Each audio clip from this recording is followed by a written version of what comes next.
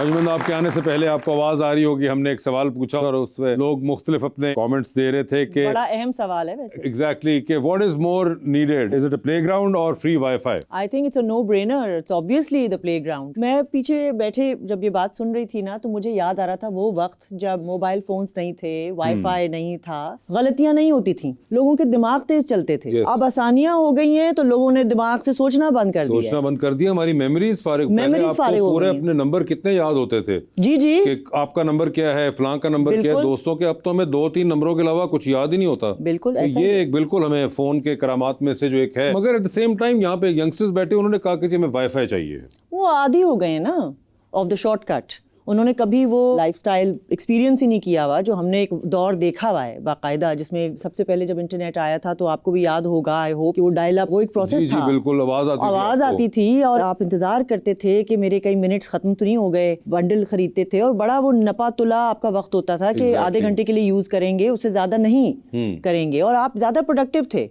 मेरे लिहाज से। अब अगर मैं मुआवजा ना करूं उस बात का, तो I think we were more productive and I think we were more focused. हम किताबें भी पढ़ते थे, हम खेलते कूदते भी थे, हम फिजिकली भी एक्टिव थे, तो बहुत से फवायद थे। वो कहते हैं कि नहीं जी, अब हम कैप्शंस पढ़ते हैं, आपका स्टेटस पढ़ते हैं, और अब देखते हैं कि आप क्या खा रहे हैं। इजी हजम करना आसान है ना कि आप क्या खा रहे हैं। हाँ, चाहे आपके देखने की वजह से अगले को हजम हो या ना हो उसका मगर वो मजे की बात है, अगला लगाने वाला भी माइंड नहीं करता। नहीं, क्यों नहीं, वो कहता है अच्छा है, सड़ो देखो मैं क्या खा रहा हूँ, नजरें लगाओ मुझे। मगर मुझे ये बताया अजमन, आप क्या हमेशा से एक्ट्रेस बनना चाहती थी? नहीं, लेकिन मुझे शौक था, एक हॉबी के तौर पे तो थी ये चीज। स्कूल कॉलेज के जमाने से थी, थिएटर से मेरी शुरुआत हुई थी। जो सोचा था वो ये था कि मैं शायद फिल्म डायरेक्टर बनूंगी, जिसके लिए आपने तालीम भी हासिल की जी, और एक्टिंग मैं साइड पे रखूंगी। एक्टिंग एक ऐसी चीज होगी जो मुझे मजा आता है, तो चलो ठीक है वो साइड पे होगा, लेकिन वो मेरा प्रोफेशन नहीं होगा। मेरा प्रोफेशन तो जाहिर बात है कोई सीरियस काम होना चाहिए। अच्छा, आपको लगता है ये सीरियस नहीं है? आई don't know, I feel I am very lucky. मैं बहुत खुशकिस्मत इंसान हूँ कि मुझे वो काम नहीं लगता, मुझे मजा आता है। काम की जो हमारी आई थिंक एक डेफिनेशन है ना कि वो बड़ा एक सीरियस कोई जॉब नौकरी होती होगी आपकी, जिसके आपको पैसे मिलते होंगे, वहां आपको बड़ा अपना दिमाग लड़ाना होता होगा। तो वो क्योंकि मुझे महसूस नहीं होता जब मैं सेट पे होती हूँ, जब मैं काम कर रही होती हूँ, मैं इतना एंजॉय करती हूँ एक्सपीरियंस कि मुझे लगता है ये तो चलो खेल कूद हो गई, अब काम कब करना है। ठीक है। So I am very lucky. I think हम सब ऐसे लोग जो ऐसा काम करते हैं जिंदगी में जो हमारा प्रोफेशन भी होता है, यानी कि हमारा इश्क जो है या हमारी जो चीज एक ऐसी है जो हम एंजॉय करते हैं, वही हमारा प्रोफेशन है। बहुत से ऐसे लोग हैं जो अपने माँ बाप के प्रेशर में आके डॉक्टर बन गए, इंजीनियर बन गए, या बैंकर्स बन गए, ड्राई जॉब्स में चले गए। तो I don't know whether they enjoy their life so much और whether and they are getting, but they do it because तनख्वाह मिलती है, घर चलाना है। तो मैं तो बहुत खुशकिस्मत हूँ कि मुझे मेरा घर भी चल जाता है और मैं खुश भी हूँ। मगर मुझे एक बात बताएं, जैसे आपने कहा कि आपने जाके न्यूयॉर्क से डायरेक्शन पढ़ी, ठीक है, और आपने बीच में पिछले 20 साल में बहुत दफा एक्टिंग में आई और आप फिर चली जाती हैं कहीं जी, कैमरे के पीछे आई गेस चली जाती हैं शायद, फिर आप आती हैं, फिर आप चली जाती हैं, और अभी कुछ अरसे से आप आई वुड से कि ज्यादा हमें नजर आ रही हैं। अब मैं जरा ज्यादा कंसिस्टेंट हो गई हूं। तो क्या अब ये एक रेगुलर चीज हो गई है या you are done with that experimenting? इस बात की तो कोई गारंटी नहीं है। अच्छा, इसकी नहीं, अभी भी नहीं हो है? सकता है, अभी भी नहीं है। अच्छा, अभी भी आप गायब हो सकती हैं दोबारा? एब्सोल्युटली। देखिए, I think I am a creative human being और मुझे अपने काम से रिलेटेड बाकी सारे काम भी बहुत अच्छे लगते हैं।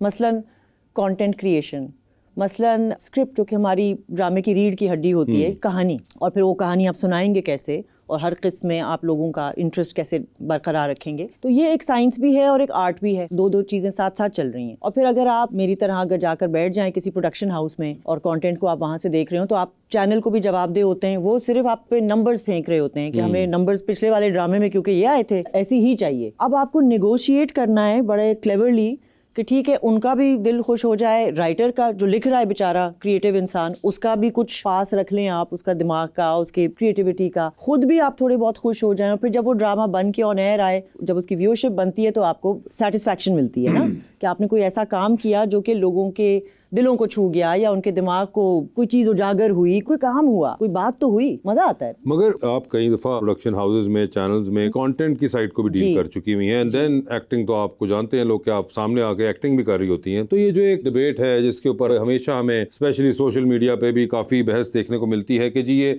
एक ही टाइप के सास बहू वाले ड्रामे क्यों होते हैं, तो ये क्यों होते हैं? जो लोग ज्यादा देखेंगे वो जाहिर बात है चैनल तो यही चाहेगा ना, वो तो एक कॉर्पोरेट एंटिटी है, तो ये जो लोग हैं जी। ये सब लोग जो हैं एक्चुअली में मानते नहीं हैं, मगर ये छुप छुप के सारे सास बहू वाले ड्रामे देखते वही हैं। हाँ ठीक है जी। जब भी आउट ऑफ द बॉक्स काम हुआ है और कुछ बहुत कमाल के ड्रामे बने हैं, पिछले 5-10 सालों में भी कुछ बहुत कमाल के ड्रामे बने हैं, तो वो फिर क्रिटिकली अक्लेम्ड थे, वो डिस्कस बहुत हुए, उन पे बहस हुई, उन पे सोशल मीडिया पे लोगों ने बहुत कमेंट किया, या हमारे क्रिटिक्स ने, जब तो बहुत से ऐसे शोज हैं ना जिनमें ड्रामे को एनालाइज किया जाता है और उस पे क्रिटिक्स दी जाती हैं, तो शोज में वो ड्रामे बड़े डिस्कस हुए, जर्द पत्तों का बन और इस किस्म के, जिसमें कोई मैसेज स्ट्रांग मैसेज, लेकिन नंबर्स नहीं आए। हाँ, व्यूअरशिप इस पे आने लगा था। क्या आप ये समझती हैं कि बहुत ज्यादा कमर्शियल ड्रामा हिट होना एक सेपरेट चीज हो गया है और सोशल मीडिया पे उसका तारीफें होना और डिस्कस होना एक और चीज हो चुका हुआ है? इस वक्त I think we are going through that phase, but I think that there is possibility for a healthy balance, and I think it's very achievable. Possibility तो हमेशा रहती है,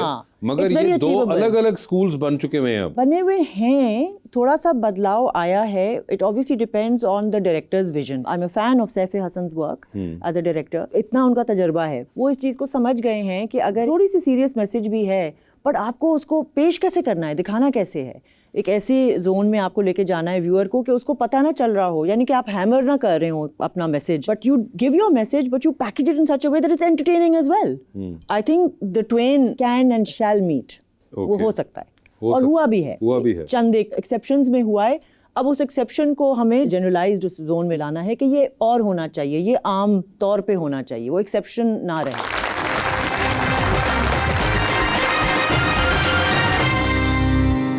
वेलकम बैक। अवाम का सवाल। अस्सलाम वालेकुम, मेरा नाम दुआ है और मेरा क्वेश्चन मैम आपसे है कि जब आप न्यूयॉर्क की फिल्म एकेडमी से डायरेक्शन की डिग्री हासिल करके पाकिस्तान वापस आई, आपको यहाँ की शोबिज़ इंडस्ट्री में और वहाँ की शोबिज़ इंडस्ट्री में क्या फ़र्क नज़र आया? अच्छा, मैं वहाँ सीखने गई थी और क्राफ्ट सीख कर आई।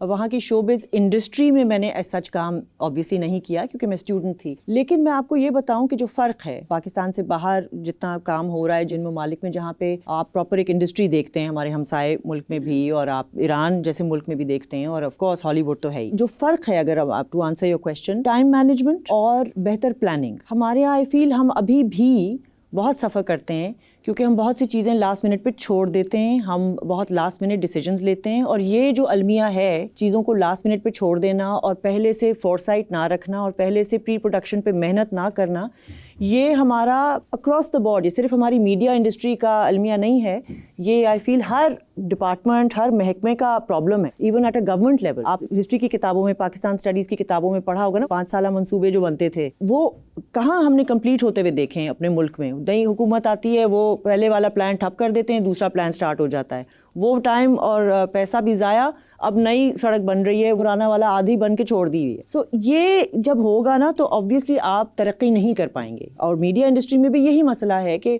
मैंने जब भी बाहर काम किया है लोगों के साथ, कुछ लोगों के साथ कोलैबोरेट किया है, वो वक्त की अहमियत को समझते हैं, वो वक्त ज़ाया नहीं होने देते। उनको बहुत प्रॉब्लम होती है इस बात से कि इस टाइम पे ये सीन स्टार्ट होना था और एन वक्त पे वो नहीं कहेंगे कि फ़लाना प्रॉप लेके आओ। हमारे हम आज तक सेट्स पे कई बार इन छोटी छोटी चीज़ों की वजह से, जो कि बहुत आसान है, अगर एक रात पहले डायरेक्टर भी गो थ्रू कर जाता है कि मेरे कल के ये सीन्स हैं, ये ब्रेक डाउन है, तो इसके लिए मुझे ये लिस्ट है, ये मंगवा देना, वो हो जाएगा मैनेज अगर वो पहले से बता दे। लेकिन डायरेक्टर्स भी हमारे एन वक्त पे बता रहे होते हैं कि नहीं, ये सीन मैं यूँ नहीं करूँगा, ये मैं यूँ करूँगा। अब जाहिर बात है एन वक्त पे चीज़ें अरेंज करना, फिर वक्त तो ज़ाया होगा। तो ये time management and foresight and producer का पैसा बचाना, आई think it's part of your ethical training also. तो ये मैंने फ़र्क देखा है हमारी इंडस्ट्री में और बाहर के। मगर आपने अच्छा एनालिसिस किया कि ये हमारा टोटल हर फील्ड का ही अलमिया है, ना कि सिर्फ ये मीडिया इंडस्ट्री का हो। ये टाइम मैनेजमेंट तो हम वैसे ही ज़बरदस्त बुरे हैं इसके अंदर। बिल्कुल सही कहा जी। अस्सलाम वालेकुम, मेरा नाम इरहा ईमान है। मेरा मैम आपसे क्वेश्चन है, आपने थिएटर और ड्रामों से शुरुआत की, आज के ड्रामों में और उस दौर के काम में आपको क्या फ़र्क नज़र आता है? थिएटर और टीवी कंपेयर कर रहे हैं, थिएटर और थिएटर ही कंपेयर कर रहे हैं?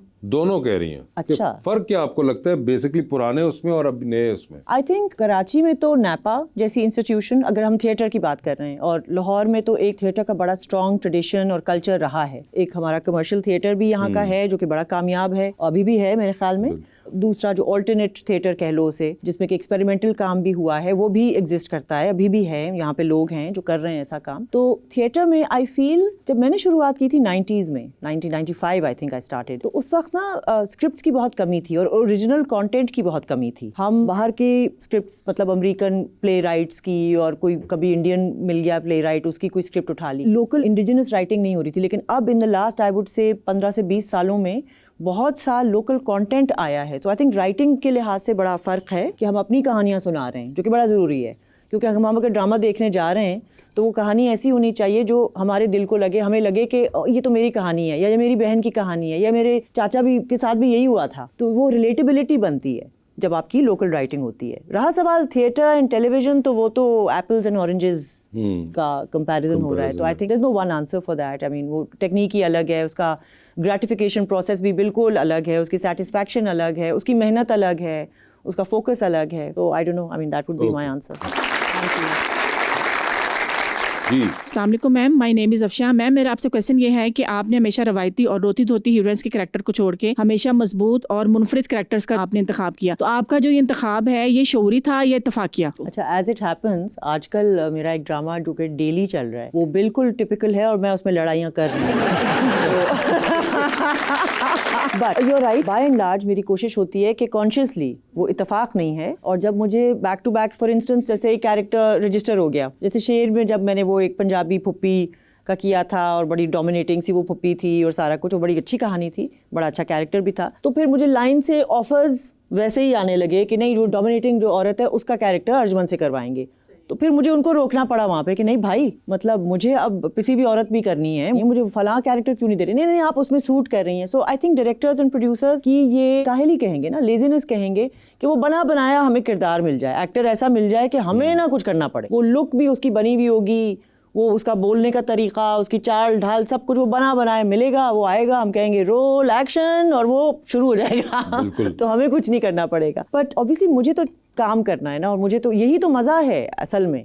एक्टिंग में जो मज़ा है वो क्रिएटिव प्रोसेस है जो कि आप लोग देख नहीं पाते, आप तो एंड रिजल्ट देखते हैं। बट वो जो प्रोसेस होता है कि आपको अभी पता नहीं है कि ये कैसे होगा, क्या होगा और क्या नहीं होगा, और आप डरे हुए भी होते हैं कि पता नहीं काम करे ना करे, व्हाट इफ इट फेल्स, क्या पता वो लुक हमने तो सोची भी है लेकिन वो जब आएगी तो वो क्या वो बनेगी सही कि नहीं। वो मज़ेदार होता है प्रोसेस, तो वो मेहनत ज़रूरी है। तो मैं वो इत्तेफाक से नहीं है, मैं कोशिश करती हूँ कि सिलेक्ट करूँ कि अगर एक ऐसा हुआ है तो फिर दूसरा कुछ उससे मुख्तलिफ हो। मगर वैसे अभी आजकल के, जैसा आपने कहा कि अभी ये लास्ट आपका एक डोमिनेटिंग वो था, और इससे पहले भी आप एक पंजाबी इस किस्म का कर चुकी हुई हैं, तो ये रिसेंटली अभी कुछ सालों के अंदर आपको ये वाली साइड मिला, वरना अदरवाइज रिमेंबर कि हमेशा एक बहुत आपको नफीस और फिनेस वाला कैरेक्टर मिलता था। यस, पहले मेरी क्या कहते हैं, लड़ाई तो नहीं लेकिन एक बहस रहती थी विद प्रोड्यूसर्स एंड डायरेक्टर्स कि जहाँ मल्टीपल ऑब्वियसली एंसेम्बल कास्ट है या व्हाटएवर, लेकिन तो मेरी शक्ल देखते ही वो सब जो मासूम, पिसी हुई, पिटी हुई, वो आपका या बीमार, कमजोर, लाचार तो अर्जुमन रहीम को बुला लो। अब जहाँ मेरे एक दो कैरेक्टर हिट हो गए जिसमें मैं ज़रा सी डोमिनेटिंग थी, अब वो कह रहे नहीं नहीं नहीं, लाचारी आप पे नहीं सूट करती। अरे भाई, शुरू के 20 साल तुमने वो कराया मुझसे, अब तुम आइंदा के 20 साल क्या मतलब, तुम्हारा प्लान क्या है?